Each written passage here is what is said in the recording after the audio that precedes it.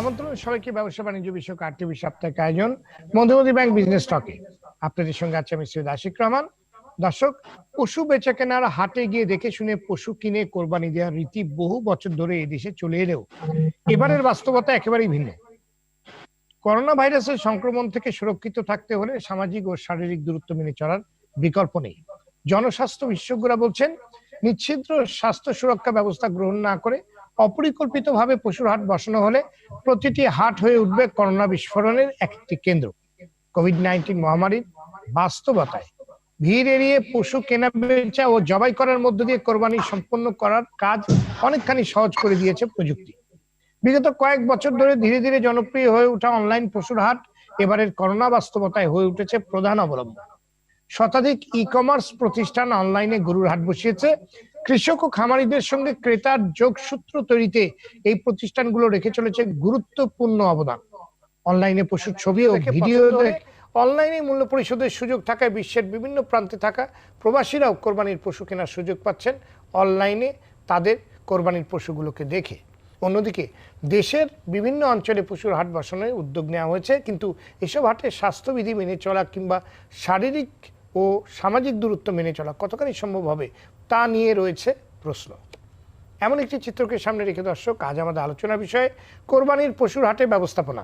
আর এই বিষয়ে আলোচনার জন্য আজ আমাদের সঙ্গে আছেন এফবিসিসিআইয়ের সাবেক সভাপতি মোহাম্মদ হেলাল উদ্দিন, আজকের ডিল.com এর প্রধান নির্বাহী ও বেসিসের সাবেক সভাপতি ফাহিম মাসরুর এবং বাংলাদেশ ডেইরি ফার্মার্স অ্যাসোসিয়েশনের সভাপতি মোহাম্মদ ইমরান হোসেন। যাচ্ছি মূল আলোচনায়। জনাব ইমরান, আপনাকে দিয়ে আমাদের আজকের আলোচনা শুরু করছি। দেশে 58,000-এর বেশি খামারির অধিকাংশরাই কোরবানির ঈদকে টার্গেট করে পশু পালন করে থাকে, সাধারণত হাটে গিয়ে পশু বিক্রি করে। করোনার কারণে এবার আসলে কি ধরনের বাস্তবতার মুখোমুখি হতে হচ্ছে? কারণ সাধারণত আমরা দেখি সবসময় ট্রাক ভরে গরু এনে একটি হাটে কিংবা হাট থেকে হাটে বিক্রি করে থাকে, কিন্তু এবারকার বাস্তবতা কিন্তু আমরা প্রচুর পরিমাণ অনলাইনকে দেখলাম। কি মনে করছেন আপনি? আমরা করোনা পরিস্থিতির প্রথম থেকে আমরা আসলে খামারিরা অনেক বিপাকে আছি। প্রথম দিকে আমরা দুধ নিয়ে বিপাকে ছিলাম, পরবর্তীতে রোজার মাস আসাতে আমরা দুধের বিপাকটা একটু কাটছে। পরে আমরা রোজা ঈদের পরে এখন আবার দুধ নিয়ে বিপাকে আছি। এখন আমাদের সমস্যা হচ্ছে গরু বিক্রি নিয়ে। এই যে গত 4 মাস ধরে আমাদের কিন্তু গরু যা নর্মাল বাজারে কনজিউম হওয়ার কথা তাও কিন্তু কনজিউম হয় নাই। কারণ আমাদের প্রতিদিন দৈনন্দিন বাজারে যে পরিমাণ গরু কনজিউম হয় তার মাত্র 25% এখন কনজিউম হচ্ছে, বিকজ কোনো সামাজিক অনুষ্ঠান নাই, বিয়ে শাদী, মৃত্যুবার্ষিকী, জন্মবার্ষিকী কোনো অনুষ্ঠানই নাই, যার কারণে গরুর মাংস কম কনজিউম হচ্ছে। গরু মাংস কম কনজিউম হতে আমাদের সাপ্লাইটা এইবার কুরবানির মার্কেটে একটু বেশি থেকে যাচ্ছে। ওই গরুগুলোও তো যেগুলা থেকে যাচ্ছে বিক্রি হচ্ছে না, ওগুলো তো আসলে কুরবানির মাংস বাজারে এসে কন্ট্রিবিউট করবে। ইমরান হোসেন, আপনি বলছেন যে মাংস যে পরিমাণ বিক্রি হওয়ার কথা ছিল সেরকম হয়নি এই করোনার কারণে কিংবা যে কারণে আপনি বলছেন, কিন্তু মাংসের দাম কিন্তু কমেনি, বরং বেড়েছে। তার কারণ কি? মাংসের দাম কমে নাই, বরং বাড়ছে, কথা কিন্তু সত্যি। দেখেন, একটা মাংসের দোকানি যে জায়গায় 4টা গরু বিক্রি করতো, তার 4টা গরু বিক্রি করতে যে পরিমাণ লেবার ছিল, তার যে ঘর ভাড়া ছিল, তার যে ওভারহেড কস্ট ছিল, এখন একটা গরু বিক্রি করতেছে তার সেই সেম ওভারহেড কস্ট। এখন সে কিভাবে এই জায়গায় মুনাফা করবে আপনাকে বলেন? কারণ তার overhead cost remains same, but তার সেলস গোজ ডাউন বাই 75%। কিন্তু এর জন্য তো মাংসের দামটা যে বাড়ছে, এটাই হচ্ছে মূল কারণ। কিন্তু গোটা গরু কিনতে গেলে কিন্তু আমরা কম দামে পাচ্ছি। কিন্তু যুক্তিটা আসলে কতটুকু যুক্তিযুক্ত সেটা আমরা খোঁজার চেষ্টা করব, কারণ মাংসের বিক্রি কিন্তু কমেনি, মানুষ মাংস কিনেছে। এবং আপনি যেই দোকানের কথা বলছেন, বাংলাদেশের যদি আপনি জেনারেলি দোকানের কথা বলেন, বাজারের গরুর মাংসটি বিক্রি করা হয়, সেটার যদি কস্ট আপনি যে পরিমাণ বাড়ছে সেটার সাথে যদি আপনি ব্যালেন্স করেন, তাহলে সেটা কিন্তু অনেক বড় পার্থক্য থেকে যায়। আমরা এই প্রশ্নের উত্তর খোঁজার চেষ্টা করব। জানাব ফাহিম মাসরুর, শতাধিক ই কমার্স প্রতিষ্ঠান অনলাইনে হাট বসিয়েছে। আপনি যদি প্রক্রিয়াটি আমাদের দর্শকদের জন্য বলেন, বিক্রেতা কিভাবে অনলাইনে পশু বিক্রি করবে এবং ক্রেতারা কিভাবে কিনবে? আমার কাছে মনে হয় যে এই বছর আমরা যা দেখছি অনলাইনে, এটা কিন্তু আসলে একটা এক্সটেন্সিভ কন্টিনিউয়েশন। অফকোর্স করোনার জন্য এটি আসলে অনলাইনে অনেক বেশি ভাবে এখন আমরা এটা নিয়ে কথাবার্তা বলছি, বাট গত কয়েক বছর ধরেই কিন্তু অনলাইনের মাধ্যমে গরু কিনা বেচার একটা প্রবণতা কিন্তু আমরা দেখেছি। তো এখন আসলে যেটা হচ্ছে যে অনেক ধরনের পার্টি কিন্তু এখানে ইনভলভ হয়েছে। যেমন ধরেন আমাদের মতো যারা ই কমার্স কোম্পানি, তারা যারা আগে নর্মালি অন্য জিনিসপত্র বেশি সেল করতো, তারাও কিন্তু এখন এখানে তাদের বেশ কিছু খামারিদের সাথে যোগাযোগ করে তাদের গরু আনার চেষ্টা করছে। অনেক খামারি নিজেরাই কিন্তু ধরেন একটা ফেসবুক পেজ করে বা ছোটখাটো একটা ওয়েবসাইট করে তাদের গরু বিক্রি করা শুরু করছে। এবং আমরা অত্যন্ত খুশি যে সরকারি পর্যায়েও কিন্তু আসলে বেশি কিছু উদ্যোগ হচ্ছে। আপনাদের সকলে জানি যে ঢাকা নর্থ সিটি কর্পোরেশন কিন্তু নিজেরাই একটা ডিজিটাল হাট দিয়েছে, এবং সেই হাটে কিন্তু বিভিন্ন প্ল্যাটফর্ম সরাসরি সংযুক্ত হচ্ছে এবং খামারিরাও সরাসরি সংযুক্ত হচ্ছে। এখানে ইমরান ভাইও এর সাথে ইনভলভ আছে।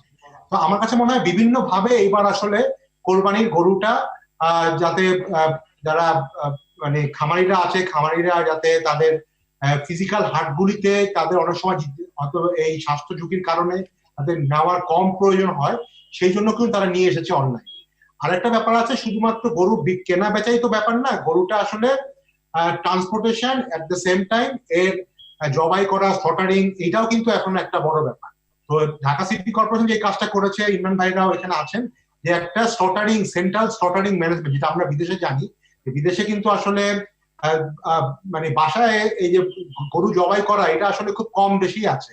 ইভেন আমরা জানি যারা হজ করতে যায় সৌদি আরবে, তারাও কিন্তু আসলে একটা সেন্ট্রাল মানে স্লটারিং জায়গাতেই কিন্তু তার গরুটা জবাই হয়। তো এই জিনিসটাও কিন্তু আসলে এই বছর থেকে আমার মনে হয় আরো শুরু হবে।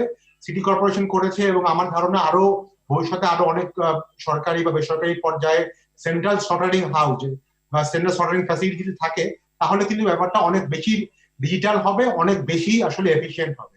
আমি মনে করি যে আসলে এই বছর একটা বড় ধরনের, আমি বলবো একটা আন্দোলনই হয়ে গেছে, যে কিভাবে প্রান্তিক পর্যায়ের কৃষকরা যাতে শহরের যে সকল ক্রেতা আছে তাদের সাথে ডিজিটালি নিজেদের কানেক্ট করা। এবং ব্যাপারটা শুধু এরকম না যে একটা ওয়েবসাইট দিয়ে দিলাম বা ফেসবুকে একটা ছবি দিয়ে দিলাম, এখন কিন্তু আরো অনেক অ্যাডভান্স টেকনোলজি ইউজ হচ্ছে, অনেক ভিডিও আছে, তারপর তাদের স্পেসিফিকেশন, ডিটেইল স্পেসিফিকেশন, তার লাইভ ওয়েট কত, অন্যান্য মেজারমেন্ট কত, কি ধরনের, সবকিছুই কিন্তু কন্টেন্ট গুলো এই ওয়েবসাইটের মাধ্যমে আসছে।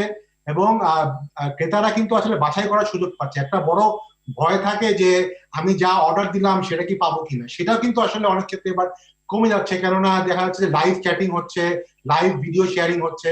এখানে কিন্তু আমার কাছে মনে হয় যে ওভারঅল ব্যাপারটার যে ট্রান্সপারেন্সি এবং এফিসিয়েন্সি এই বছর কিন্তু আরো একটা নতুন রূপ নিয়েছে। আমি খুবই আশাবাদী যে এই এই এই প্রসেসের মধ্যে দিয়ে আসলে এবার সমাজের অনেক অংশের লোক যুক্ত হচ্ছে, এবং এটা শুধুমাত্র ই কমার্স যে আসলে আগে ছিল শুধুমাত্র শহর কেন্দ্রিক একটা ব্যাপার, এখন কিন্তু এটা শহর কেন্দ্রিক থাকছে না, একেবারে গ্রামের প্রত্যন্ত অঞ্চলের প্রান্তিক চাষিও কিন্তু তার গরুটাকে অনলাইনে সেল করার একটা অপরচুনিটি পাচ্ছে। জি, ধন্যবাদ। ধন্যবাদ জনাব হেলাল উদ্দিন। এই যে ভার্চুয়াল পশুর হাট, এটাকে আপনি কিভাবে দেখছেন? সব বিপদ কিন্তু মানুষকে বিপদগ্রস্ত করে না, কিছু বিপদ মানুষকে পথ দেখিয়ে যায়। এবারে আমাদের যে বিপদ ঘটলো তাতে করে কিন্তু নতুন একটা সেক্টর, এটা ই কমার্স আমরা যেটাকে বলি, অনলাইন কেনাকাটা, এটা কিন্তু আসলে চাহিদাটা বাড়িয়ে দিয়েছে। এখন প্রশ্ন হচ্ছে যারা অনলাইনে এতদিন আমরা কেনাকাটা করি বা স্বল্প আকারে যেটা কেনাকাটা করতাম, সেখানে কিন্তু কিছু সমস্যার কথাও ছিল আমাদের, যাকে এগুলো আজকে এখন ওইভাবে বলতে চাই না। সামনে কোরবানি, আমাদের একটা কথা মনে রাখতে হবে, আমরা যে হঠাৎ করে যে জিনিসগুলো আমাদের ইন্ট্রোডিউস হয় আমাদের জীবনের সাথে, তখন দেখা গেল যে এখানে কিছু সমস্যার সৃষ্টি। এই যে ই কমার্স, এখন এই যে অনেকগুলো 100 খামারের কথা বলা হচ্ছে যে 100 খামারের ই কমার্স নিয়ে তারা কাজ করছেন, ডেফিনেটলি ভালো কাজ করছেন, কিন্তু পাশাপাশি তো খেয়াল রাখতে যাতে কোনো কারণে কোনো ক্রেতা প্রতারিত না হয়। হ্যাঁ, প্রতারিত হলে কিন্তু এইটার জনপ্রিয়তা কমে যাবে। আরেকটি বিষয় হচ্ছে, আমি যে কথাটা বলছিলাম যে কিছু বিপদ মানুষকে কিছু পথ দেখিয়ে যায়, কিছু করে দেয়, কারোর জন্য অনেক বিপদ, অনেক উৎসাহের বিষয় হয়, অনেক লাভের বিষয় হয়। আপনি যেভাবে খেয়াল করেন যে লক্ষ লক্ষ মানুষ গরু পালন গ্রামে গঞ্জে, তারা সারা বছর একটা গরু পালে যে এখান থেকে তারা ক্যাশ টাকা পায়, তারা কিন্তু আসলে ই কমার্সের মধ্যে সম্পৃক্ত। তারা, আপনি দেখেন যে ঢাকা শহর থেকে বিভিন্ন জেলায় তারা বিভিন্ন গ্রাম থেকে গরুগুলো নিয়ে এসে তারা এখানে দাঁড়িয়ে থাকতো, দাম আদামি করতো, তারা ক্যাশ টাকা পেতো, তারা ওইভাবে নিয়ে তারা ওই বছরে তাদের কিন্তু অনেক পরিবারকে আমি জানি গ্রামে গঞ্জে যাদের একটি গরু, তাদের একটি পুঁজি, যে সে বছর শেষে সে 1 লাখ বা 80,000 90,000 সে বিক্রি করবে, এবং এই গরুটাকে অনেক যত্ন করে তারা পালে, একেবারে সে আপনি জানেন যে গ্রামে একটা গরু পালা অনেক কঠিন কাজ। ওই এখন গোয়ালের ঘরে তালা মারতে হয় অথবা গরু শুয়ে ঘুমিয়ে ঘুমিয়ে তাকে গরুটা পালতে হয়, তাদের কি অবস্থা? এখন এইগুলো ঠিকই আছে, অবস্থার পরিবর্তন ঘটবে, তাদের মানে একটা গ্রুপের মানে লাভবান হবেন, একটা গ্রুপ ক্ষতিগ্রস্ত হবেন, এটাই তো নিয়ম।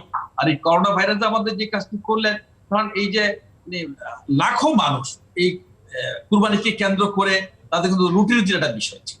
আর যখন এটা ই কমার্সের মাধ্যমে চলে যাবে তখন কিন্তু একটা লিমিটেড গোষ্ঠীর মধ্যে যাবে। তো তারপরে যাক, আপনি একটা সময় তো হয়তো যাবেই। একটি আমাদের মনে রাখতে হবে, সেটা হচ্ছে যখন আমরা যে জিনিসগুলো লক্ষ্য করছি, সেটা হচ্ছে গত পরশুদিন আমাকে বলছিলেন আমাদের পুরনো ঢাকার সালাম ভাই, বলে আমি একটা গরু এরকম ই কমার্স থেকে নিলাম, দেখলে খুব ভালোই গত রমজানের কথা বলছি, তাকে ডেলিভারি দেওয়া হয়েছে, তখন দেখা গেল গরুটা হচ্ছে পায়ে হাঁটতে পারে না, আমাদের খুরা যেটা, আমি করছি না কিন্তু নিরুৎসাহিত করছি না, বিষয়টা হচ্ছে এই জায়গাটা যারা এখন এই ই কমার্সে যারা ব্যবসা করছেন, যে সমিতিগুলো আছে, তাদের একটা জিনিস খেয়াল রাখতে হবে যাতে কোনো ক্রমেই ক্রেতা প্রতারিত না হয়। এবং এগুলো সরকার যদি এখন থেকে এটা মনিটরিং এর আওতায় না নিয়ে আসে, তাহলে কিন্তু দেখা গেল যে একটি ভালো সেক্টর এটা কিন্তু একটা সময় থুবড়ে আবার করে যাবে। আমরা দেখলাম না এই গত কিছুদিন আগে আমরা এই যে হসপিটাল গুলো নিয়ে যে কাণ্ডগুলো দেখছি আপনাদের মাধ্যমে, এইগুলো যদি সত্যিকার অর্থে যদি সরকার এগুলোকে আরো বেশি ক্লোজ মনিটরিং এর মধ্যে নিয়ে আসতে পারতেন, তাহলে কিন্তু এই সিচুয়েশনটা হয়তো আমাদের দেখতে হবে। তবে একটি বিষয় আমাদের খেয়াল রাখতে হবে, একেবারে ক্ষুদ্র খামারি যারা একটি বা দুটি গরু পালেন, তাদের অবস্থাটা কি দাঁড়াবে। আর আপনি একটা কথা বলেছেন যে মাংসের দাম, আপনি যেভাবে দেখেন আমরা যে মাংস কিনে খাই, এটা এখন প্রায় 650 টাকা কেজি পড়ে। এবং সেখানে একেবারে যে মাংসটুকু আগে ফেলে দেওয়া হতো, যে হাড্ডিটা ফেলে দেওয়া হতো, সেটাও কিন্তু এখন কাস্টমারকে দিয়ে দেওয়া হয়। কোনো হাড্ডি মানে গরুর কোনো জিনিস এখন আর ফেলে দেওয়ার মতো নাই, মানে ফেলে দিচ্ছে না। আবার যদি আপনি কুরবানি গরু কেনার দেখবেন, কেজি পড়বে 400 থেকে 450 টাকা। আপনি যে গরুটা কিনেছেন, একটু আগে বলছিলেন অফিয়ারে যে আপনি একটা গরু কিনেছেন, আপনি এটা ওজন করে দেখবেন যে এই গরুর কেজি হবে 4 থেকে 450 টাকা। আসলে এই যে আমরা দামটা বাড়িয়ে ফেললাম, যে কথাগুলো আপনি শুরুতে বললেন, যে একজন গরু ব্যবসায়ীরা আমরা কি করলাম, আমরা দেখলাম যে আমাদের সিটি কর্পোরেশন, বিশেষ করে দক্ষিণ সিটি কর্পোরেশন কি করতো, প্রতি বছরই ওই রোজার আগে ওনাদের নিয়ে বসতে, যারা গরুর মাংসের ব্যবসা করে, নিয়ে তাদেরকে দাম বেঁধে দিত। একটা জিনিস মনে রাখতে হবে, দাম বেঁধে দিলে কিন্তু তার নিচে বিক্রি করতে, এই জায়গাটা হচ্ছে সমস্যা। আমি বলবো যে ঢাকা সিটি কর্পোরেশন দক্ষিণ অতীতে যে কাজটি করেছে, ওনারা প্রতি বছরে কিন্তু বসে বসে এগুলোর দাম নির্ধারণ করে কিন্তু এই জায়গায়।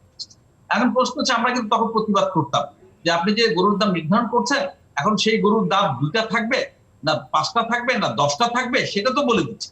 তো তখন দেখা যেত রোজার মাসে একেবারে বুড়ো, একেবারে মানে কি বলে এটাকে, একেবারে শ্বাস যেগুলো, ওই গরুগুলো এনে জবাই করতে, ভালো গরুর মাংস রোজার মাসে আমরা খুব বেশি খেতে পারতাম। অথবা ভালো গরুর মাংস আরো বলতো যে আপনি দেখেন কোনটা নেবেন, ওটার দাম আরো 50 টাকা বাড়িয়ে দিন। তো আসলে এই বিষয়গুলো আমাদের কিছু নীতি নির্ধারণের বিষয় থাকে। বাজারটা ওপেন ছেড়ে দেওয়া উচিত, যে বাজার নির্ধারণ করার দরকার নাই, বাজার সিদ্ধান্ত নেবে পণ্যের দাম কত হবে। অর্থনীতির সংজ্ঞা আছে, পণ্যের দাম নির্ধারণ করে ক্রেতা, আপনি দাম চাইতে পারবেন, কিন্তু এইটা কত বিক্রি হবে সেটা ক্রেতা নির্ধারণ করবে, এটা বিক্রেতা নির্ধারণ করে না। কিন্তু যখন আমরা ওই যে ক্রেতারা যখন মানে বিক্রেতাদের যখন নির্ধারণ করে দিচ্ছি আমরা, যে তুমি এই মাসে বা রোজার মাসে তুমি 625 টাকার নিচে ধরে দেওয়া হলো, তার বেশি বেচতে পারবে না, অর্থাৎ 625 টাকা আমি সেট করে দিলাম।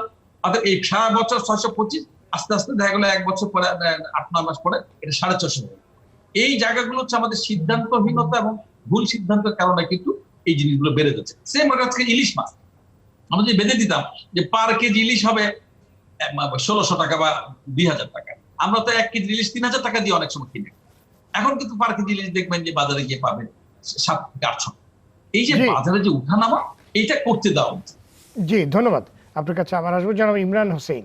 অনলাইনে পশু বেচা কেনার ক্ষেত্রে কি কি চ্যালেঞ্জ বা প্রতিবন্ধকতা আছে বলে আপনি মনে করেন? অনলাইনে আসলে পশু বেচা কেনার ব্যাপারে অনেক চ্যালেঞ্জ আছে।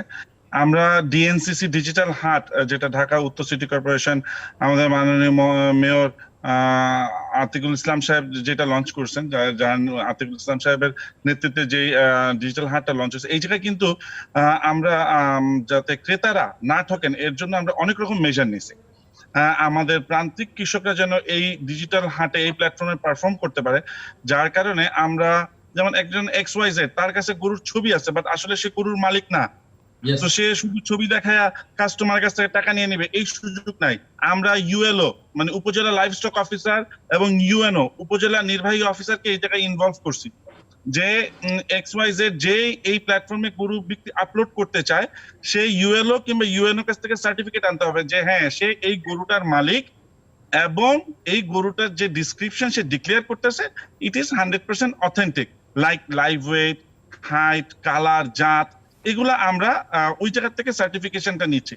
পরবর্তীতে গরুটা যখন গ্রাহক কিনবে, কেনার পরে যখন গরুটা ঢাকায় ডেলিভারি আসবে, ঢাকায় ডেলিভারি আসার সময় ওই যে হেলাল সাহেব যেটা বললেন যে গরুটা খোরা, গরুটা কিন্তু আসলে খোরা রোগটা কিন্তু অনেক হাইলি কন্টেজিয়াস একটা ডিজিজ, এটা কিন্তু ট্রান্সপোর্টেশনের সময় কিন্তু ওর কন্টামিনেট হতে পারে, যার কারণে ওই যে ও অসুস্থ হয়ে যাবে কিংবা ও মারাও যেতে পারে। তো এইরকম কথা মাথায় রেখে কিন্তু আমরা যেটা করছি সেটা হচ্ছে ক্যাটেল গুলাকে ইনশিওর করছি, যে একটা ইন্স্যুরেন্স কোম্পানিকে আমরা ইনভলভ করছি এগুলা ক্যাটেল গুলোকে ইনশিওর করার জন্য। এবং এই ক্যাটেল গুলো যখন ঢাকায় এসে আনলোড হবে, আনলোড পয়েন্টে আমাদের মৎস্য প্রাণী সম্পদ কর্মকর্তা থাকবেন এগুলাকে সার্টিফাই করার জন্য যে হ্যাঁ গরুটা 100% সুস্থ আছে। এইবার কিন্তু ফার্স্ট এই যে ইন্স্যুরেন্সের ব্যাপারটা এবং এই যে প্রাণী সম্পদ কর্মকর্তাকে দিয়ে সার্টিফাই করা যে আসলে গরুটা সুস্থ, আপনি যে গরুটা কিনছেন সেই গরুটা আসলে সুস্থ, এই জিনিসটা এনশিওর করার জন্য আমরা এই জিনিসগুলো ইনভলভ করছি। এবং এই যে মাননীয় মেয়র মহোদয়ের উদ্যোগে যে এই যে সেন্ট্রালি যে স্লটারিং হচ্ছে, সেন্ট্রালি স্লটারিং এ এই জায়গায় যাতে যতজন এই জায়গায় কর্মরত থাকবেন, যারা এই জায়গায় মাংসগুলো প্রসেস করবেন, তারা যেন সবাই মাস্ক পরে থাকেন, তারা যেন ভালো মাদ্রাসা থেকে এসে হুজুররা কিংবা মসজিদের হুজুররা যেন গরুগুলা জবাই করেন, একটা ফুড গ্রেড প্যাকেটে প্যাকেজিং হয়ে এগুলো সুন্দরভাবে যেন আমাদের গ্রাহকের বাসা পর্যন্ত সময় মতন। দেখেন গরুর গোস্ত কিন্তু কাটার সাথে সাথে পলিথিনের প্যাকেটে করে যাওয়াটা কিন্তু অনেক রিস্কি, কারণ গরম গোস্ত পলিথিনের প্যাকেটে ঢুকলে এটা যদি খুব শর্ট পিরিয়ডে যদি তাদের বাসায় না পৌঁছায় তাহলে কিন্তু গোস্তটা নষ্ট হয়ে যেতে পারে। তো আমরা কিন্তু এই ডিজিটাল প্ল্যাটফর্ম ডিএনসিসি ডিজিটাল হাট হচ্ছে বাংলাদেশের একমাত্র গরুর বিক্রি করার প্ল্যাটফর্ম, ডিজিটাল প্ল্যাটফর্ম, যেই জায়গায় মানে গভর্নমেন্ট ইনভলভ, গভর্নমেন্টের সব মন্ত্রণালয়ের সহযোগিতায়, মৎস্য প্রাণী সম্পদ মন্ত্রণালয়, আমাদের আইসিটি মন্ত্রণালয়, আমাদের এলজিআরডি মিনিস্ট্রি এবং হচ্ছে আমাদের বাণিজ্য মন্ত্রণালয় এবং আমাদের মাননীয় মেয়র মহোদয় সহ সবাইকে ইনভলভ করে এবং ক্রেতাদের মানে অধিকারটা নিশ্চিত করার জন্য, ও আমাদের ভোক্তা অধিকার সংরক্ষণ অধিদপ্তরও এটার সাথে যুক্ত হয়েছেন কয়েকদিন আগে। তো ক্রেতাদের ব্যাপারটা, ক্রেতাদের অধিকার সংরক্ষণের জন্য যা যা মেজার নেওয়া দরকার সবকিছুই কিন্তু আমাদের মেয়র সাহেব নিছেন। এবং আমি মনের থেকে মনে করি, আমি একজন খামারি, আমি মন থেকে মনে করি এই প্ল্যাটফর্মটা কিন্তু আমরা কিন্তু প্রথমে কিন্তু এই প্ল্যাটফর্মটার নাম ছিল ডিএনসিসি ডিজিটাল কোরবানির হাট, পরে কিন্তু আমরা কোরবানি কথাটা সরাই দিয়ে ডিএনসিসি ডিজিটাল হাট দেওয়া হয়েছে, কারণ এইবার প্ল্যাটফর্মটা তৈরি হচ্ছে, এটা সারা বছর এক্সিস্ট করবে। সারা বছর একটা প্রান্তিক খামারি চাইলে ঢাকার যে কোনো খরিদ্দারের কাছে সরাসরি তার গরুটা বিক্রয় করতে সম্ভব হবে এই প্ল্যাটফর্মের মাধ্যমে। জি, সেখানে কি মূল্যটা আপনারা, যেটা জনাব হেলালের সাথে আলোচনা হচ্ছিল, মূল্যটা কি আপনারা সেখানে ফিক্সড করে দিবেন যে এই রেটের উপরে, মানে যে সুবিধাটা ক্রেতারা পেতে পারে, যে ডিরেক্ট যেহেতু আপনাদের কাছে মাংসটা আসছে, যে নির্দিষ্ট এই মূল্যে আপনারা মাংসটি পাবেন? আমরা আসলে নির্দিষ্ট এই মূল্যে না, দেখেন এই জায়গায় কিন্তু হেলাল ভাই একটা কথা বলছেন, দেখেন একটা হাইব্রিড গরু হলে ওর দাম কম হবে, একটা দেশি গরু হলে ওর দাম একটু বেশি হবে, একটা আরসিসি কিংবা একটা মুন্সিগঞ্জ ক্যাটল যদি হয় তাহলে ওর গোস্তটা আরেকটু প্রিমিয়াম, আরেকটু বেশি দাম হবে। তো এই যে হেলাল ভাই যেটা বলছেন, আসলে প্রোডাক্টের প্রাইস নির্ধারণ করবে ক্রেতারা। এই জায়গায় যেহেতু মানে আপনারা সেফ সাইডে থাকতে চাচ্ছেন, মানে যখন যেরকম ইচ্ছা আপনারা দাম বাড়িয়ে দেবেন। আপনি তো আবার ক্রেতার উপর ফেললেন না। আমি তো আপনাকে প্রশ্ন করলাম যে আপনারা রেট, তো আপনারা যদি এই সার্ভিসটাই দেন তাহলে তো আমাদের ক্রেতাদেরকে, ভোক্তাদেরকে, তাদেরকে স্বস্তি দেওয়ার জন্য আপনারা বলে দেবেন যে না, আমাদের এখান থেকে সরাসরি মাংস কিনলে যেহেতু খামার থেকে মাংস আসছে আপনারা 500 টাকায় পাবেন এবং মাংসটা নিরাপদ। হ্যাঁ, প্রিমিয়ারের জন্য, প্রিমিয়ার মাংসের জন্য 20 টাকা বেশি, 520 টাকা। আপনারা সেটা কেন করতে চান না? নাকি ওই সুযোগ মতো আবার 600 টাকা, 650 টাকায় বিক্রি করবেন, অতি মুনাফা করবেন, সেটা রাখতে চান? না, আসলে এই জায়গায় তো মধ্যস্বত্বভোগী নাই, এই জায়গায় তো খামারিরা সরাসরি বিক্রি করে। সে কারণেই তো তো ভোক্তারা অন্তত খামারিদের কাছ থেকে, যেহেতু মধ্যস্বত্বভোগী নাই, কোনো দোকানদারের ভাড়া নাই, সেক্ষেত্রে তো সে 500 টাকায় মাংসটা পেতে পারে কিনা বলেন আপনি? 500 টাকা এই মুহূর্তে আসলে মাংস 500 টাকা দাম হওয়া উচিত, একেবারেই উচিত। এই মুহূর্তে বাজারে আস্ত গরুর যে দাম, সেই হিসাব তুলনা করলে আসলে 500 টাকা হওয়া উচিত। এখন একটা প্রান্তিক চাষি সে সেই রংপুর থেকে বসে ঢাকায় গোস্তটা পাঠাবে, এইটারও তো একটা অনেক কষ্ট আছে। গরুটা আসবে, গরুটার পরিবহনের দাম এক এক সময় এক এক রকম থাকে। না, সেগুলো সবকিছু নিয়েই নিশ্চয়ই বিবেচনা এবং হিসাব করার ব্যাপার আছে। ধন্যবাদ, আপনার কাছে পরে আবার আসবো। জনাব ফাহিম মাসরুর, কোরবানির পশু অনলাইনে কেনা কতখানি নিরাপদ? ক্রেতাদের কোন কোন বিষয়গুলোই গুরুত্ব দিতে হবে, আপনার পরামর্শ শুনবো। তবে তার আগে নিয়ে নিচ্ছে ছোট্ট একটি বিরতি। দর্শক, মধ্যবর্তী ব্যাংক বিজনেস স্টকে নিচ্ছে ছোট্ট একটি বিরতি, ফিরছে অল্প সময়ের মধ্যেই, সাথেই থাকুন।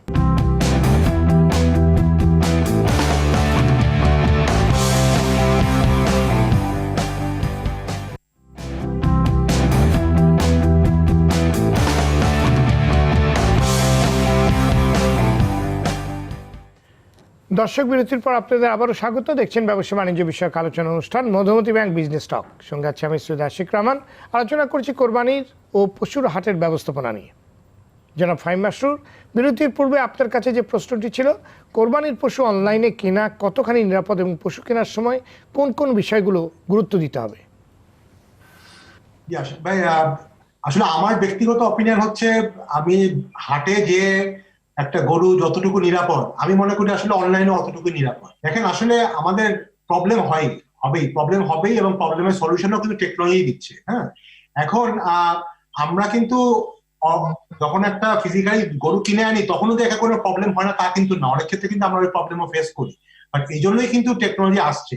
এখন দেখেন, আপনি যারা গরু কিনছে তারা কিন্তু শুধুমাত্র একটা ছবি দেখে গরু কিনছে না। এটা ইমরান ভাই আরো ভালো বলতে পারে, প্রতিটা গরুই দেখবেন ওর একটা ভিডিও করা আছে, এবং কাস্টমার যখনই অর্ডারটা কিনে বা কোনো একটা ক্যাশ ট্রানজাকশন করে, তার আগে কিন্তু সে বেসিক্যালি, আজকাল তো আপনারা জানেনই, একটা হোয়াটসঅ্যাপে ভিডিও করা যাচ্ছে, ফেসবুকে ভিডিও করা যাচ্ছে, বা ভাইবারে করা যাচ্ছে। এটা কিন্তু, এবং যে খামারি তারও কিন্তু ওখানে ইন্টারনেট আছে, সেও কিন্তু একটা স্মার্টফোন আছে। আমার কাছে মনে হয় যে এই ব্যাপারগুলো কিন্তু অলরেডি চলে এসেছে। এটা এমন না যে এটা আহামরি কোনো টেকনোলজি নাই, এগুলো আমাদের এখন ঘরে ঘরে। আমি যদি আমার বন্ধুর সাথে বা আমার আত্মীয়ের সাথে ফেসবুকে ভিডিও কল করতে পারি, কেননা আমি খামারের সাথে কেন করতে পারবো না, তাই না? তো সেটা একটা ব্যাপার। আরেকটা হচ্ছে যে এই ক্ষেত্রে যেটা ইমরান ভাইও বললো, যে অনেক ইন্টারমিডিয়েটই আছে এখানে। সরকারি পর্যায়ে এক ধরনের ইন্সপেকশন টাইপের জিনিস কিন্তু হচ্ছে। এটা পানি অধিদপ্তর থেকে যেরকম হচ্ছে, যেমন যারা ডিজিটাল হাট প্ল্যাটফর্ম করছে, ঢাকা ডিএনসিসি, তাদেরও কিন্তু এক ধরনের দায়বদ্ধতা এখানে আছে। তো আমার কাছে মনে হয় যে হ্যাঁ, তারপরেও একেবারে যে কেউ প্রতারিত হবে না এটা কিন্তু আসলে হঠাৎ করে বলা যায় না। তো সেই জায়গাটাতে আমার কাছে মনে হয় যে যারা ক্রেতা তারা যদি একটু সচেতন হয় কোন খান থেকে গরু কিনছে, বা এই ক্ষেত্রে কোন কোন পার্টি ইনভলভ আছে, এটা কি শুধুমাত্র একজন লোক একটা ফেসবুকে একটা পাতা তৈরি করে দিল তারপরে আমি গরুটা কিনলাম, ব্যাপারটা কি এরকম? নাকি এর সাথে আরো কেউ, এখানে তো লোকাল সিটি কর্পোরেশন থাকতে পারে বা ডিসি অফিস থাকতে পারে, তারাও এখানে ইনভলভ কিনা? তাহলে কিন্তু এক ধরনের একটা দায়বদ্ধতা থাকে। আমার কাছে মনে হয় যে ক্রেতারাও আজকাল সচেতন হচ্ছে।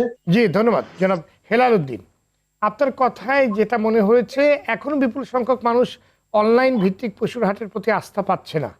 এর কারণ কি এবং করণীয় কি বলে আপনি মনে করেন? আমি একটু বলি আপনাকে, আমি যে ইমরান ভাই এবং ফাহিম ভাইকে যেটা প্রশ্ন করছি, সেটা হচ্ছে যে আপনি এখন ধরেন আমাদের এই কুরবানিকে কেন্দ্র করে আমাদের প্রায় 70 থেকে 80 লক্ষ পশু আমরা কিন্তু একই দিনে অথবা 2 দিনে আমরা কুরবানি এবং কিনবো কিন্তু 2 দিনে। কারণ আমাদের ঢাকা শহরে যেটা হয় বা অন্যান্য জায়গায় গরু কিনে রাখার জায়গা নাই, এগুলা মানে লালন পালন করে জবাই দিব, সেটা 1% নয়, আমরা কিনেই জবাই দিচ্ছি, কুরবানি দিচ্ছি।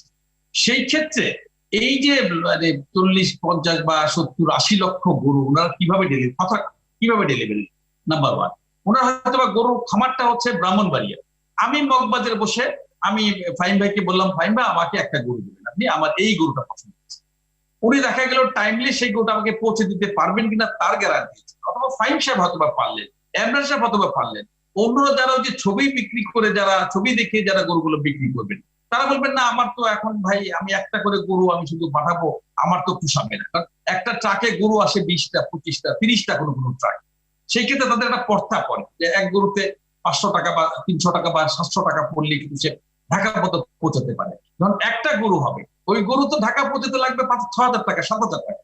সেই ক্ষেত্রে সেই কস্ট মিনিমাইজটা কিভাবে করবেন, নাম্বার 1। নাম্বার 2 হচ্ছে এই যে ওনারা বলছেন যে একটা স্লটার হাউস করেছেন, সেই স্লটার হাউসে আমার গরুটাই যে সেখানে কুরবানি হচ্ছে, আমার সেটা সরাসরি ধারণ করার কোনো সুযোগ আছে কিনা, সেখানে সিসি ক্যামেরা থাকবে কিনা, সেখানে ইন্টারনেট লাইন থাকবে কিনা, আমি দেখবো কিনা যে যে হুজুর জবাই দিচ্ছেন, কারণ এটা একটা স্পর্শকাতর বিষয়।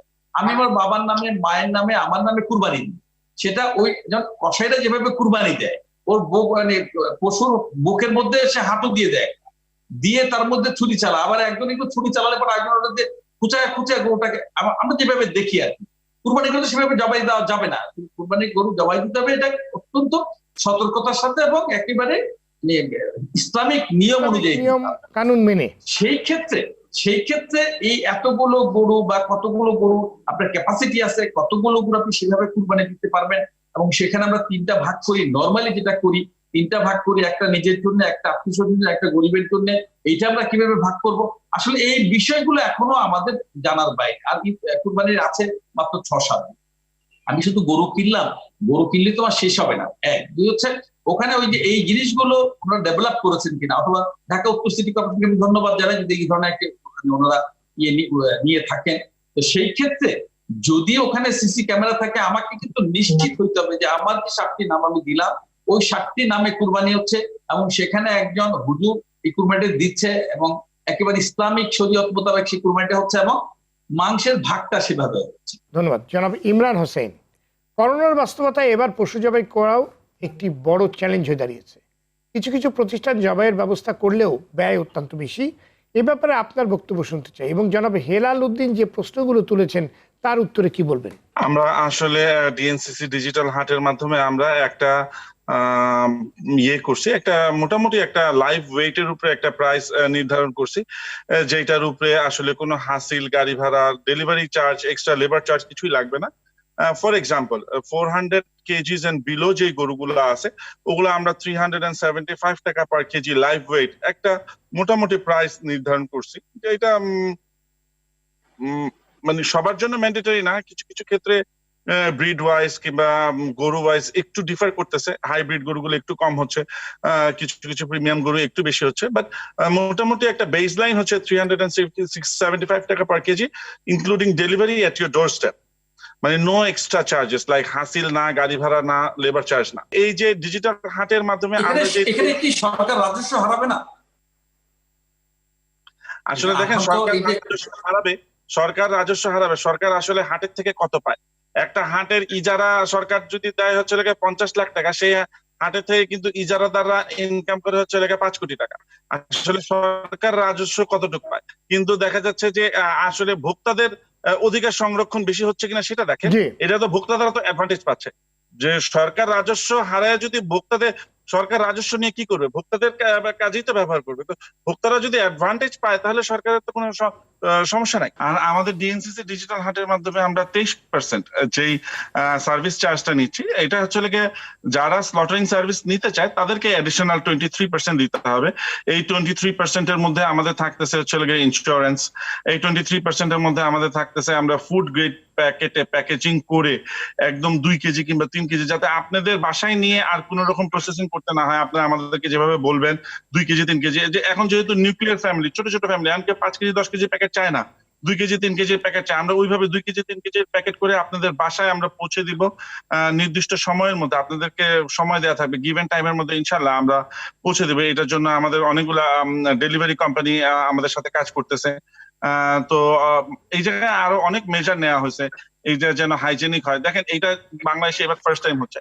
এর জন্য এটা যখন অনুষ্ঠানটা ঘটবে তখন কিন্তু অনেক মিডিয়া এদিকে তাকিয়ে থাকবে। তো মিডিয়ার সামনে যাতে সবকিছু সুন্দরভাবে হয়, যাতে কোনো মিস্টেক মিডিয়া চোখে না আসে, ওইভাবে কিন্তু মোটামুটি সব মেজারই কিন্তু এই জায়গায় নেওয়া হচ্ছে। এবং মাদ্রাসা থেকে হুজুর কিংবা মসজিদ থেকে হুজুর মুয়াজ্জিনদেরকে এনে এই জায়গায় অলরেডি রাখা হয়েছে, এদেরকেও এই জায়গায় সম্পৃক্ত করা হয়েছে, যাতে জবাহ কাজটা যেন কসাইরা নিজেরা না করে, যেন হুজুর কিংবা মৌলভী সাহেবদেরকে দিয়েই যেন এই জবার কাজটা করানো হয়। এবং যেসব কর্মচারীরা, যেসব মাংস প্রসেসর এই জায়গায় কাজ করবেন তারা যেন মাস্ক পরে থাকেন, তারা যেন মাথায় সেফটি ক্যাপ পরে থাকেন, এইসব মেজার নেওয়া হবে। মানে এই জায়গায় মেজারিং স্কেল আছে, প্যাকেট করার সময় সুন্দর করে 2 কেজি কিংবা 3 কেজি যেভাবে ক্রেতারা চাইবেন, এবং তাদের মাথা, পায়া, কলিজা, ভুঁড়ি শুদ্ধ ময়লা পরিষ্কার করে আমরা কিন্তু তাদেরকে ডেলিভারি করে দিব। জি ধন্যবাদ। জনাব ফাহিম মাসরুর, কুমিল্লার একজন খামারি রাজধানীর মগবাজারে থাকা একজন ক্রেতার কাছে পশু কিভাবে পৌঁছে দেবেন? দাম বেশি পড়বে কিনা, কোনো সমস্যা থাকলে বদল করার সুযোগ কতটুকু থাকবে ইত্যাদি নিয়ে প্রশ্ন তুলেছেন জনাব হেলাল উদ্দিন। জি আসলে এই প্রশ্নের উত্তর হয়তো ইমরান ভাই আরো ভালো দিতে পারতো, কারণ ইমরান ভাইরা সরাসরি খামারিদের সাথে কাজ করে।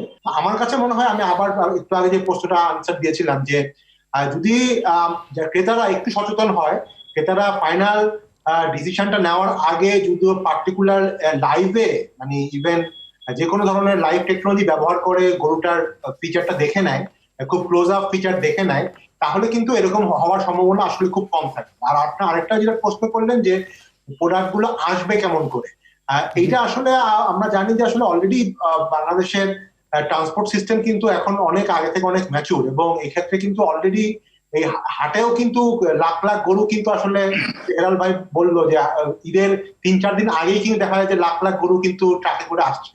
কোনো একটা খামারি তো আসলে তার একটা গরু যদি বিক্রি করে সে যে সে একটা নিজে একটা ট্রাক ভাড়া করে দিবে তা তো না। এরকম অলরেডি কিন্তু লজিস্টিক কোম্পানিগুলো, বিভিন্নভাবে লজিস্টিক কোম্পানি যাদের অনেকেই হেলাল ভাইদের বিভিন্ন অন্যান্য ট্রেডারদের সাথে কাজ করে, সেই সিস্টেমটা কিন্তু অলরেডি বাংলাদেশে আছে।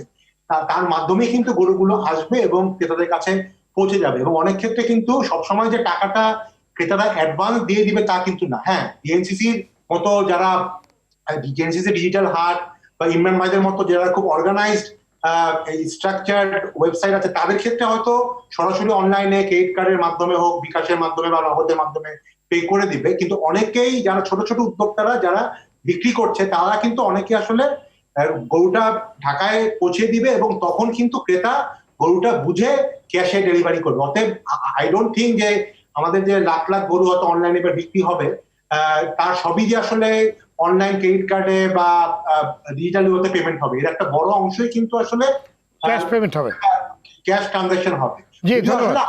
আমি মনে করি যে অনলাইনে পেমেন্ট হলে এটা দুই পক্ষেরই আসলে লাভ হতো, সেও আগে তার টাকাটা পেয়ে যেত এবং যে ক্রেতা সেও খুব ইজিলি পেমেন্টটা পৌঁছে দিতে পারতো। আমার কাছে মনে হয়, আবারও বলি, যেটা একটা ব্যাপার যেটা হেলাল ভাই বললো যে কর্মসংস্থানের ব্যাপারটা, আমার কাছে মনে হয় যে ভেরি ইম্পর্টেন্ট ব্যাপার। আসলে আমরা যা কিছু করছি, ব্যবসা বাণিজ্য সবকিছু কিন্তু ঘুরে ফিরে একটাই ব্যাপার হচ্ছে কর্মসংস্থান তৈরি করা, এবং এটার ব্যাপারে সরকারের কিন্তু অফকোর্স একটা দায়বদ্ধতা আছে। আমি কিন্তু ব্যক্তিগতভাবে মনে করি কর্মসংস্থান এই যত বেশি অনলাইনে যাবে অত বাড়বে। উদাহরণ দেই, আমরা আমাদের প্ল্যাটফর্মে যেরকম প্রচুর সেলার আছে যারা বেসিক্যালি নিউ মার্কেটে থাকে, আমরা কিন্তু বা বাংলাদেশের বেশিরভাগ ই কমার্স প্ল্যাটফর্ম কিন্তু নিজের জিনিস বিক্রি করে না, তারা অন্য কারো জিনিসই বিক্রি করে। এক্স্যাক্টলি, জি। আমার যেমন এখন নিউ মার্কেটে মানে কাজের ধরনটা শিফট হয়ে যাবে আপনি বলতে চাচ্ছেন, জি। অতএব এখন যে নিউ মার্কেটের সেলার, সে শুধুমাত্র নিউ মার্কেটের হয়তো ধানমন্ডি, আজিমপুর ওই এরিয়ার লোকজনের কাছে ক্রেতা সার্ভ করে, কিন্তু এখন অনলাইনের মাধ্যমে ওই নিউ মার্কেটের সেম সেলারটা সারা বাংলাদেশকে বেচতে পারবে। অতএব তার কিন্তু ব্যবসা বাড়বে। এক্ষেত্রে তার কর্মচারী কিন্তু আসলে বাড়ার কথা, কর্মচারী কমার কথা না। জি ধন্যবাদ, ধন্যবাদ। আমাদের আলোচনা একদম শেষ পর্যায়ে জনাব হেলাল উদ্দিন, করোনার কারণে বিপুল সংখ্যক খামারি যখন ঝুঁকিতে রয়েছে, তখনও আমরা দেখছি প্রতিবেশী দেশগুলো থেকে পশু পাচার হয়ে দেশে ঢুকছে। এটাকে আপনি কিভাবে দেখছেন? এটা ঠেকাতে করণীয় কি, সংক্ষেপে যদি বলেন, আমাদের আলোচনা শেষ করতে হবে। জি, প্রথমত হচ্ছে যে আসলে আমাদের যে খামারি আমরা দেশে তৈরি করেছি, তাতে কুরবানি দেওয়ার মতো সক্ষমতা আমরা এখন তৈরি করতে পারি, এটি বাস্তবতা। হ্যাঁ, এটা আমাকে মানতেই হবে। আর দ্বিতীয়ত যেটা হচ্ছে যে এখানে কুরবানি যেটা অনলাইনে বলা হচ্ছে, আমি ছোট্ট একটা প্রশ্ন করতে চাই। সেটা হচ্ছে, আমরা যেটা জানি যে আমার কুরবানি দেওয়ার সময় আমি নিজের পশুটাকে একটু হাত দিয়ে ধরি, অথবা আমি নিজেও আমার জবাই করার সময় আমি নিজেও কিছু কলমা সূরা আমি বলি আমার ধর্মীয় রীতি অনুযায়ী, আমি সেই কাজটা করতে পারবো কিনা। আমার জবাই যখন হবে তখন আমি অনলাইনে আমার কি বলে আমার স্মার্টফোনে আমি দেখবো কিনা যে জবাই হচ্ছে, আমি একটু আল্লাহ খোদার নাম নিতে পারলাম, সূরাটা বলতে পারলাম। এই যে অনুভূতিটা, এমনি কিন্তু আমি প্রতিদিনই গরু জবাই হচ্ছে, গরু মাংস খাচ্ছি, কিন্তু কুরবানিটা তো আমি দিচ্ছি শুধুমাত্র আল্লাহকে স্পেশাল, জি রাজি খুশি করার জন্য, জি রাজি খুশি করার জন্য। সেই কাজটা আমি করতে পারবো কিনা অনলাইনে, সেটা সম্ভব কিনা, এইটা হচ্ছে আমার শেষ জানার বিষয়টা। আর অনলাইন আসবে, হ্যাঁ আমাদেরও টিকে থাকতে হবে, হ্যাঁ আমাদেরও বুঝতে হবে যে আমরা একসময় ওইভাবেই হয়তো অনলাইনে সবাই চলে যাবে, যারা টিকে থাকতে পারবেন না তারা চলে যাবেন, এটা পৃথিবীর নিয়ম। জি ধন্যবাদ আপনাদের সবাইকে আজকে আলোচনায় যোগ দেওয়ার জন্য। দর্শক, জনস্বাস্থ্য বিশেষজ্ঞরা বলছেন গত রোজার ঈদে ব্যবস্থাপনাগত ব্যর্থতার কারণে শুধু জুন মাসেই করোনা আক্রান্ত হয়েছে 1 লাখের বেশি মানুষ। এবারের ঈদে বাড়তি চ্যালেঞ্জ যোগ হয়েছে কোরবানির পশুর হাটের ঝুঁকি। অনেকগুলো ই কমার্স প্রতিষ্ঠান অনলাইনে পশু কেনাবেচার সুযোগ তৈরি করে দিলেও বাস্তবতা হচ্ছে এবারও বিপুল সংখ্যক মানুষ হাটে গিয়েই কোরবানির পশু কিনবেন। সুতরাং বাস্তবতা বিবেচনায় রেখেই পশুর হাটগুলোর ব্যবস্থাপনা নিয়ে পরিকল্পনা করতে হবে। সামাজিক ও শারীরিক দূরত্ব বজায় রাখা এবং মাস্ক ব্যবহার করার মতো সাধারণ স্বাস্থ্যবিধি মেনে চলা কঠোরভাবে বাধ্যতামূলক করতে হবে। প্রতিটি হাটে সাবান দিয়ে হাত ধোয়া এবং পর্যাপ্ত স্যানিটাইজারের ব্যবস্থা রাখতে হবে।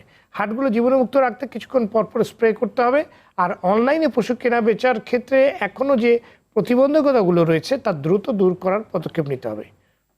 যে কোনো ধরনের অনিয়ম ও প্রতারণা বন্ধে শক্ত মনিটরিং এবং প্রতিকারের ব্যবস্থা রাখতে হবে। দর্শক, আজ এ পর্যন্ত জানিয়ে রাখছি, পবিত্র ঈদ উল আজহার কারণে আগামী সপ্তাহে বিজনেস টক অনুষ্ঠানটি সম্প্রচার হবে না। দেখা হবে তার পরের সপ্তাহে। সবাই ভালো থাকুন, সুস্থ থাকুন, স্বাস্থ্যবিধি মেনে পশু কোরবানি করুন, নিরাপদে ঈদ উদযাপন করুন। সবাইকে ঈদ মোবারক।